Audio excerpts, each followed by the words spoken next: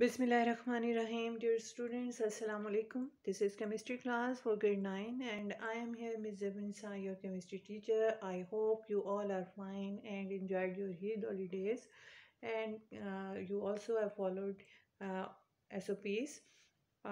Today we are going to start chapter number 6. लेकिन chapter number 6 start करने से पहले I want to give you some explanation about MCQ question number 2 of chapter number 5. As you can see here कि अब्दुल्ला हुसैन ने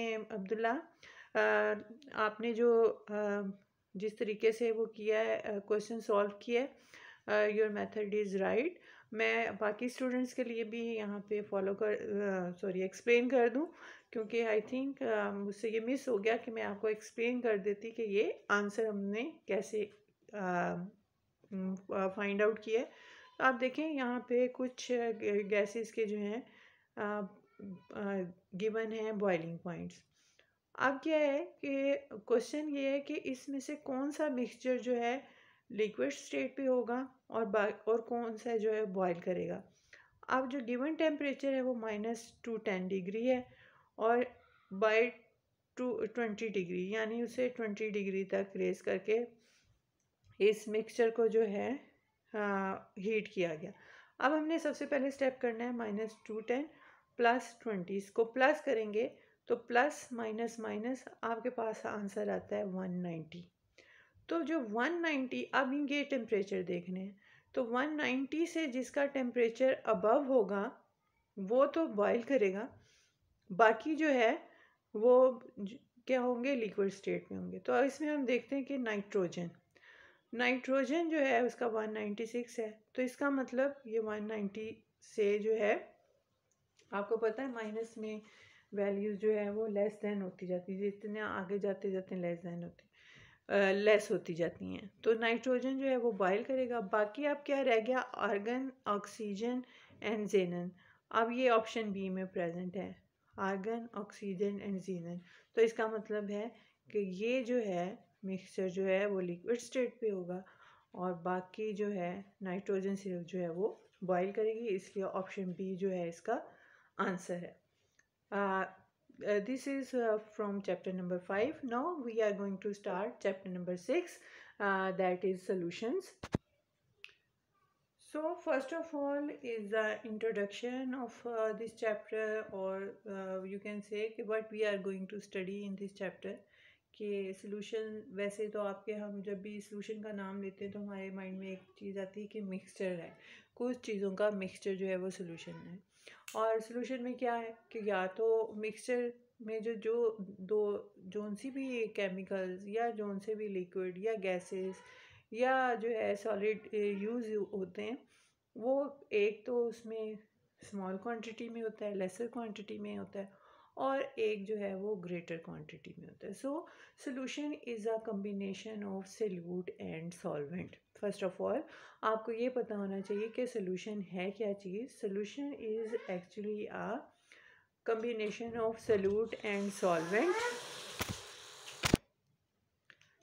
एक solution में जो चीज़ या जो भी सब्सटेंस है, चाहे वो गैस हो, लिक्विड हो या सॉलिड हो, जो कम अमाउंट में है, लेसर अमाउंट है, उसको हम सॉल्यूट कहते हैं. और जिसमें उसको डिज़ोल्व किया जाता है यानी स्मॉल क्वांटिटी को जिस लार्जर क्वांटिटी में लार्जर अमाउंट में डिज़ोल्व किया जाता है दैट इज़ कॉल्ड सॉल्वेंट. उसकी सिंपल एग्जांपल है 1 टीस्पून ऑफ शुगर और 1 teaspoon of salt dissolve in water. तो इसमें जो 1 टीस्पून शुगर या सॉल्ट है दैट इज़ सॉल्यूट, जो कि कम अमाउंट में है और जिसमें उसे डिज़ोल्व किया गया है इन वाटर और इन अदर सब्सटेंस और in any other liquid that is called solvent. So solution is a combination of solute and solvent. ये सिंपल आपको पता चल गया. अब आप अपने इर्द गिर्द जितनी भी चीज़ें देखते हैं जैसे कि आप डेली लाइफ में such as air is a mixture of gases, soft drinks हैं, जूसेस हैं, शैम्पूज़ हैं, petrol, natural gases, diesel, kerosene, cough syrup and many other things, so many other things. जो भी आपके इर्द गिर्द चीज़ें you can say all these are solutions. ठीक है। How these are solution we will study it in further topics. और जितने भी केमिकल रिएक्शन हैं जो कि लिविंग ऑर्गेनिजम्स के जो इनसाइड बॉडी जो है वो एक्वस सोल्यूशन में होते हैं। अब एक्वस सोल्यूशन क्या है? Aqueous solution is a solution in which water is use as a solvent, यानी जो भी चीज़ मिलाई जाएगी पानी में बनाई जाएगी। हमारे लिविंग थिंग्स के अंदर जितने भी केमिकल रिएक्शन है वो एक्वा सोल्यूशन में होते हैं। इसी तरह आप देखते हैं, ब्रास का नाम सुना होगा आपने, स्टील का या जर्मन सिल्वर, ये सब भी सोल्यूशन है।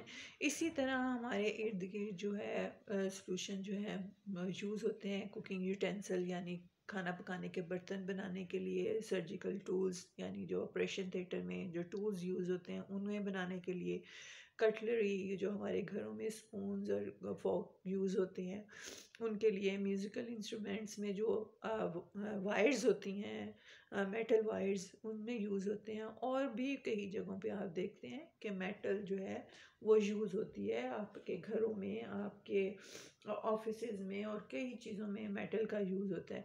तो हम इनकी जो है इनका कॉम्बिनेशन क्या है, हम इस कैसे बता सकते हैं कि इनकी कॉम्पोजिशन क्या है। So all these we are going to study in this chapter. और ये कैसे सोल्यूशन है, हम इसको कैसे जस्टिफाई कह सकते हैं कि जब अगर आप फॉर एग्जांपल सोल्यूशन का जब भी आपके माइंड आप लफ्ज़ सुनते हैं तो आपके जहन में मोस्टली यही आएगा कि लिक्विड इनटू लिक्विड, कि लिक्विड को जो है लिक्विड में मिक्स करें और वो सोल्यूशन बन जाता है, या आप सॉलिड को लिक्विड में। तो आप कैसे ब्रास को जो कि एक सॉलिड सब ऑब्जेक्ट है, स्टील को, कुकिंग यूटेंसिल्स जो हैं उन्हें, कटलरी को, म्यूज़िकल इंस्ट्रूमेंट को हम सोल्यूशन कैसे कह सकते हैं। तो we will explain in this chapter. अब सोल्यूशन क्या है? एक होमोजेनियस मिक्सचर होता है और substance that have uniform composition throughout. अब इसका क्या मतलब है? होमोजेनियस होने का क्या मतलब है? यूनिफॉर्म कंपोजिशन होने का क्या मतलब है? या जो उसको आप कैसे जस्टिफाई कर सकते हैं? हेट्रोजेनियस क्या है और होमोजेनियस मिक्सचर क्या होता है? तो पहले तो आप ये समझ लें कि होमोजेनियस मिक्सचर का मतलब है कि जिसमें आप सॉल्यूट और सॉल्वेंट को डिफरेंशिएट ना कर सकें। फॉर एग्जांपल, अगर आप वाटर में डिज़ोल्व करते हैं 1 टीस्पून ऑफ सॉल्ट या 1 teaspoon of sugar, after mixing जो है आप उसमें से सॉल्यूट और सॉल्वेंट को अलग अलग नहीं देख सकते। आपको नहीं पता चलेगा कि सॉल्ट कहाँ है और वाटर कहाँ है, या शुगर कहाँ है और जो है वाटर का है कहाँ है। या आमतौर पे जब हम कोल्ड ड्रिंक्स भी बनाते हैं उसमें भी जब हम मिक्सचर बनाते हैं तो हम एक कंपोजिशन रखते हैं जो बैलेंस हो, तो उस बैलेंस कंपोजिशन को हम होमोजेनियस मिक्सचर कहते हैं, वो उसको हम सिंगल फेज कहते हैं। लेकिन अगर आप मिक्स करें सैंड सैंड इन वाटर, तो आप इजीली डिफरेंशिएट कर सकते हैं कि सैंड कहाँ है और वाटर कहाँ है। तो that mixture is cause heterogeneous, और जिसकी कंपोजिशन भी जो यूनिफॉर्म नहीं होती, आप इजीली डिफरेंशिएट कर सकते हैं, तो उस ऐसे मिक्सचर को हेट्रोजेनियस मिक्सचर कहते हैं। So this is a difference between homogeneous mixture and, मैंने आपको एक अलग बता दिया कि हेट्रोजेनियस क्या है, कि जिसमें आप सॉल्यूट और सॉल्वेंट को डिफरेंशिएट कर सकें।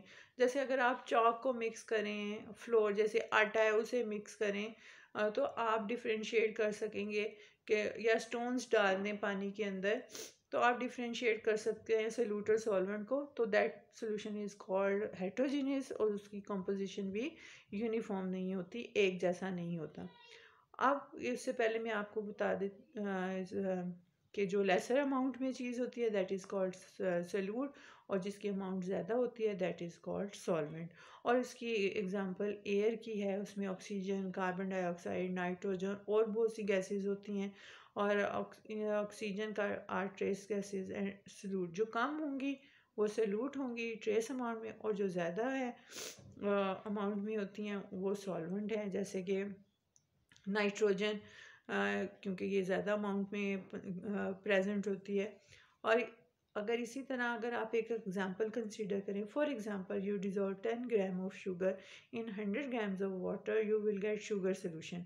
तो इसमें क्या है, शुगर जो है वो सोल्यूट होगा और water is a solvent. So, the solution in which water is solvent are called aqueous solution. The word aqueous is derived from Latin word aqua, और आपको ये तो अब हम सब जानते हैं कि aqua का मतलब water होता है, और frequently use होते हैं in dispense substances such as medicines. So, this is about introduction. That's all for today. Have a nice time. Allah Hafiz.